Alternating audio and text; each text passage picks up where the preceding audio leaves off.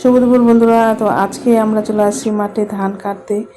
তো জন নিয়েছি, জনগুলো সব আসেনি, সেজন্য আমরা দুজনে আসছি। ধানগুলো শুধু উপরে উঠাবো, তো নাহলে আবার জলে ভিজে যাবে, সেজন্য আমরা একটু হেল্প করতে আসছি।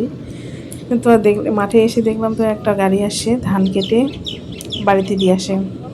তো আমাদের অল্প জমি আছে বলে, ধান আছে বলে আমাদের শুধু মাটি দিবে, সেজন্য গাড়ি দিয়ে মেরে মারি নিলাম।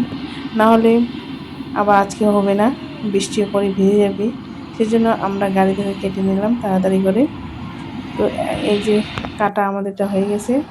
তো এখানে যে পাইপের সাহায্যে এখানে ধানগুলো সবগুলো পড়ে যাচ্ছে।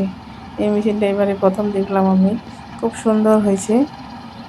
তো কাটার জন্য কোনো লোক লাগবে না, নিজে কেটে আবার বাড়িতে পৌঁছায় দেবে। জিনিসটা খুব ভালো হয়েছে।